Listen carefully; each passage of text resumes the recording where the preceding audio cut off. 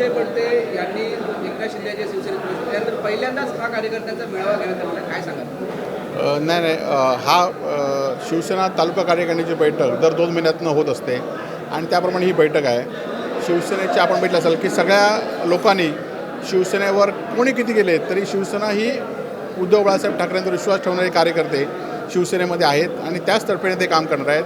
जरी आज आम्ही विरोधी पक्षात असलो तरी लोकांचे प्रश्न घेऊन विरोधाला विरोध आणि चांगल्या गोष्टीला सहकार्य करण्याचं आमचं धोरण आहे. येणाऱ्या काळामध्ये जिल्हा परिषद, पंचायत समिती, नगरपालिका ह्या आम्ही स्वबळावर लढवणार आहोत आणि त्या आम्ही जिंकणार आहोत. ठाकरे सेनेचे कार्यकर्ते सध्या भाजप आणि एकनाथ शिंदे यांच्या प्रवेश करण्यासाठी कुडाळमध्ये नगरसेवक पालघरमध्ये देखील नगरसेवक भाजपच्या वाटेवर आहेत अशी माहिती मिळते, काय सांगाल? खरं तर काही कार्यकर्ते शिवसेना सोडत आहेत, परंतु ते एखाद्या पक्षात विचाराने जात नाही तर त्यांना आमिषे दिली जात आहेत, त्यांना प्रबोधने दिली जात आहेत आणि त्यामुळे काही कार्यकर्ते शिवसेना सोडत आहेत. ही वस्तुस्थिती आहे. निश्चितपणे नवीन कार्यकर्ते आज शिवसेनेमध्ये जोडले जात आहेत. येणाऱ्या काळामध्ये सुद्धा नवीन कार्यकर्त्यांना घेऊन आम्ही हा पक्ष वाढवू असा विश्वास आम्हाला आहे.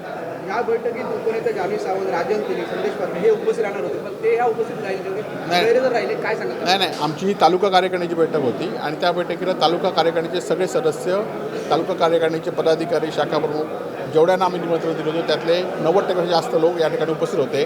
ते आपण उपस्थिती या ठिकाणी ही तालुका कार्यकारिणी होती. हा मेळावा नव्हता, तालुका कार्यकारिणी होती.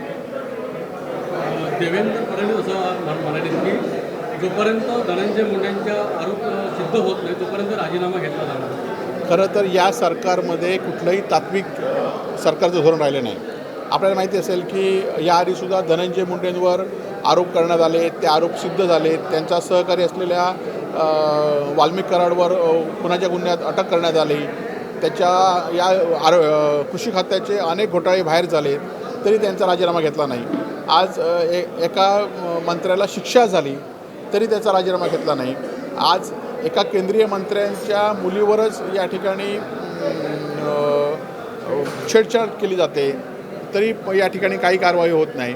त्याचप्रमाणे शिवशाहीच्या बसमध्ये बलात्कार केला जातो आणि त्या बलात्कार केल्यानंतर ती बस जवळजवळ 24 तास ती बस अशीच टाकली जाते, अशीच ठेवली जाते. खरं तर ती बस सील केली पाहिजे होते, त्यातनं पुरावे गोळा झाले असते, परंतु गृह खात्याने असं कुठलंच केलं नाही. म्हणजे ती बसला पत्रकार, राजकीय नेते त्या बसला वारंवार भेटी देत होत्या आणि त्यामुळे ते पुरावेच राहणार कसे. त्यामुळे आणि त्यानंतर काही सत्ताधारीतले हा बलात्कार सहमतीने झाला असं सांगतायत आणि त्यामुळे खरं तर ह्या सगळ्या प्रश्नाला गृह खात्याच जबाबदार आहे.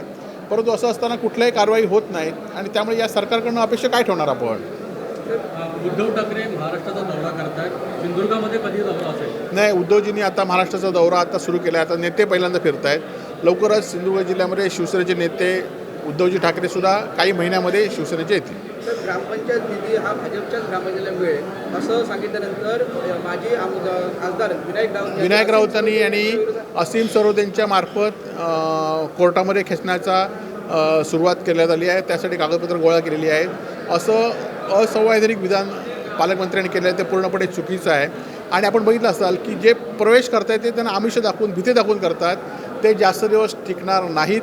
लोक आज जरी तुमच्यावर गेली असतील तरी भविष्यात ती लोक आमच्यावर असतील एवढा विश्वास आम्हाला आहे. तुम्ही त्या सैनिकांना रोखण्यासाठी काही प्रयत्न करणार? नाही, आम्ही विचाराने शिवसैनिक आमच्यावर आहेत आणि ते आमच्यावर राहतील.